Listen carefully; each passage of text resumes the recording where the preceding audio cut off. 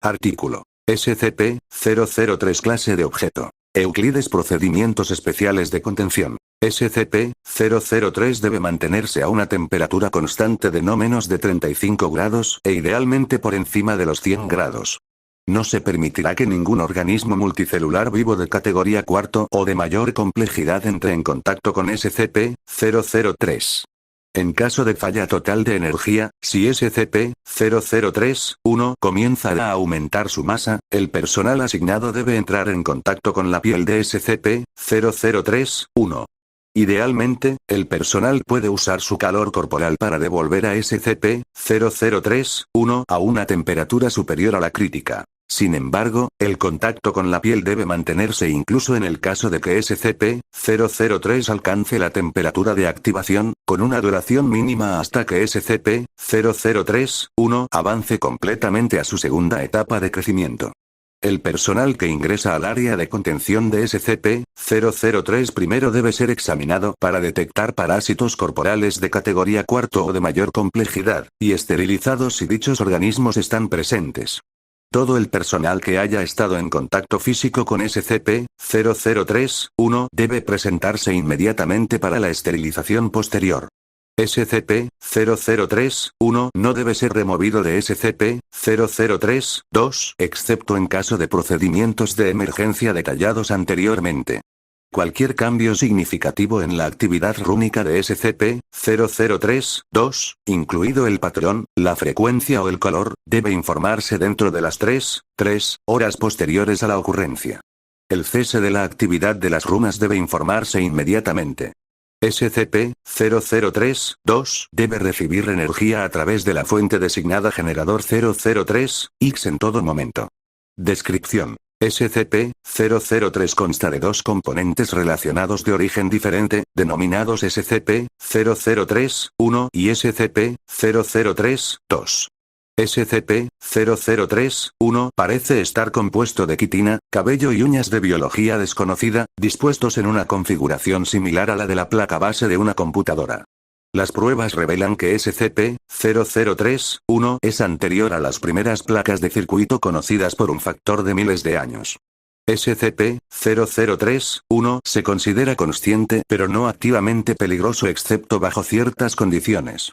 SCP-003-1 fue encontrado en una tablilla de piedra, SCP-003-2, en la que reside actualmente. Las runas de SCP-003-2 no forman parte de ningún idioma conocido y emiten patrones de luz pálidos y parpadeantes. SCP-003-2 está controlado por una computadora interna, no biológica, cuyos contenidos son en su mayoría inaccesibles sin riesgo de dañar a SCP-003-2. SCP-003-2 es capaz de controlar las emisiones de radiación, incluidos el calor, la luz y los tipos de radiación anómala. SCP-003-2 contiene una fuente de energía interna de naturaleza anómala, que parece haber estado perdiendo energía desde varios siglos antes del descubrimiento. Se considera probable que SCP-003-2 fue creado con el propósito de contener a SCP-003-1. Los datos parcialmente interpretados recuperados de SCP-003-2 pueden referirse a un evento de reestructuración de clase LK pasado y o futuro potencial causado por SCP-003-1. SCP-003 fue localizado por el equipo de visualización remota SRV-04 Beta. Parece posible que SRV-04 Beta haya sido contactado deliberadamente por SCP-003-2. Otras organizaciones también han sido alertadas sobre la existencia de SCP-003, posiblemente por medios similares. A pesar de esta actividad, SCP-003-2 no parece ser consciente, en base a su falta de reacción a los análisis y procedimientos de M03, Gloria. Cuando SCP-003 cae por debajo de la temperatura de 35 grados, ambos componentes reaccionan. Primero, SCP-003-1 entra en un estado de crecimiento caracterizado por un aumento exponencial de masa. Este estado de crecimiento consta de dos etapas. En ambas etapas, SCP-003-1 alimenta parcialmente su crecimiento al convertir la materia a su alrededor, comenzando con cualquier material inorgánico circundante, incluidos los elementos atmosféricos, luego el material orgánico no vivo, incluidas las células muertas de la piel, el cabello, la quitina, el esmalte, la queratina y otros materiales biológicos. La primera etapa es siempre la misma. SCP-003-1 primero aumentará su masa, luego tomará una forma similar a un ofiuroide, estrella quebradiza, de 15 metros de diámetro, incluyendo lo que parece ser un procesador central de 3 metros de diámetro. Formará órganos sensoriales que parecen escanear el entorno que lo rodea, y convertirá parcialmente el área a su alrededor en una sustancia anómala no identificada. SCP-003-2 parece inmune a la conversión. La segunda etapa describe una alteración del crecimiento que ocurre cuando SCP-003 entra en contacto con materia orgánica viva. SCP-003 parece plantillarse a sí mismo a partir del material orgánico e intentará comunicarse con organismos que coincidan con su plantilla o plantillas inicial. En su segunda etapa, SCP-003-1 puede pausar, ralentizar o cambiar su crecimiento, y también convertirá elementos orgánicos inorgánicos y no vivos en estructuras funcionalmente similares mientras altera anómalamente su composición física. Si bien el crecimiento es constante en la primera etapa, en la segunda etapa, la tasa de crecimiento de SCP-003-1 disminuye entre un 20 y un 90% siempre que SCP-003-1 permanezca en contacto con materia orgánica viva. El porcentaje está determinado por la complejidad de los organismos en contacto con SCP-003-1. SCP-003-1 parece dedicar una gran cantidad de poder de procesamiento al análisis de material orgánico vivo. Durante cada una de las etapas de crecimiento de SCP-003-1, SCP-003-2 libera ráfagas de radiación que inhiben temporalmente el crecimiento de SCP-003-1, o revierten este crecimiento cuando la temperatura de SCP-003-1 supera los 100 grados. Se han replicado o registrado emisiones de radiación similares a través de otros medios anómalos. La biología de SCP-003-1 ha sido objeto de un extenso estudio. Se han identificado elementos significativos similares a SCP-1512 y SCP-2756, los dos últimos de los cuales no tienen una conexión confirmada con SCP-003-1 y ninguna conexión conocida entre sí, y ninguno de los cuales se entienden completamente, técnicamente, incluso menos que SCP-003, gracias a la extensa investigación interdisciplinaria sobre los objetos SCP-003.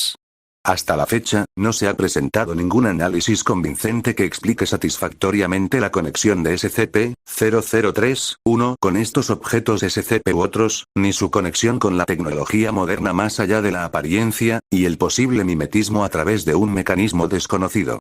Anexo 003-01. Actuando sobre la información recopilada del análisis lingüístico de las runas de SCP-003-2 y el análisis de datos comparativos, el equipo de investigación M03, Gloria ha logrado establecer un vínculo entre SCP-003 y datos borrados para el análisis de funciones. SCP-003-1 ahora debe considerarse consciente y debe mantenerse a un mínimo de 1 kilómetro de datos borrados y el subproducto resultante en todo momento. Anexo 003-02. La pérdida de energía de SCP-003-2 ha sido exacerbada por los procedimientos realizados por M03, Gloria. Por órdenes de O5-10, M03, Gloria continuará trámites. Anexo 003-03. Durante los procedimientos de M03, Gloria, SCP-003-1 duplicó su masa y comenzó un rápido crecimiento estructural. La temperatura se volvió inmediatamente a 100 grados. El crecimiento y el aumento de masa de SCP-003-1 continuaron durante 9 minutos y 6 segundos, momento en el que SCP-003-2 produjo un pico de radiación sostenido. En respuesta, SCP-003-1 volvió a su estado normal en 3 minutos y 39 segundos. El nuevo crecimiento se disolvió en un residuo polvoriento que se recogió para su análisis. Tanto SCP-003-1 como SCP-003-2 cesaron toda actividad detectable. SCP-003-2 no reanudó la actividad hasta que se conectó a una fuente de alimentación externa. Las runas de SCP-003-2 brillaron de color gris uniforme y no reanudaron su actividad normal durante 3 horas. SCP-003-2 ya no parece ser capaz de mantener el área de contención a una temperatura superior a 35 grados sin energía externa suministrada por los generadores 003, Ilia noveno. Anexo 003-04. Se repitió el procedimiento detallado en el anexo 003-03, y SCP-003-1 volvió a entrar en un estado de crecimiento. Después de 10 minutos y 13 segundos, SCP-003-2 volvió a producir un pico de radiación sostenido. El crecimiento de SCP-003-1 se detuvo durante 36 segundos y luego se reanudó a su ritmo anterior. Al cuadruplicar su masa, SCP-003-1 formó una capa exterior y un cuerpo coherentes. Después de parecer escanear su entorno y convertirlo parcialmente, SCP-003-1 rompió la contención y entró en la galería de observación donde estaban presentes 9 miembros de M03, Gloria. Al contacto físico con los miembros del equipo, SCP-003-1 los envolvió en apéndices de rápido crecimiento y detuvo el crecimiento durante 15 minutos. Luego, SCP-003-1 reanudó su crecimiento y reorganizó las partes componentes del centro de su forma a la forma de un humanoide femenino de 3 metros de altura, con tentáculos periféricos que se desplazaron para salir principalmente del recién formado SCP-003-1. Cabello y columna vertebral. SCP-003-1 luego produjo vocalizaciones rudimentarias en un aparente intento inicial de comunicarse con los investigadores. Datos borrados. Un individuo desconocido se acercó al área de contención comprometida en compañía de un escuadrón completo de agentes. El individuo afirmó estar actuando bajo las órdenes de O5-10 e intentó comunicarse con SCP-003-1. Datos borrados. Luego de este incidente, el agente Jackson de M03, Gloria restauró con éxito la energía a SCP-003-2 y activó los generadores de respaldo para regresar la temperatura a 100 grados. SCP-003-1 volvió a su estado normal en 21 minutos y 7 segundos, y se volvió a contener con éxito sin incidentes. Posteriormente se descubrió que los 9 miembros de M03, Gloria afectados por SCP-003-1 estaban físicamente ilesos, sin efectos residuales además del trauma psicológico.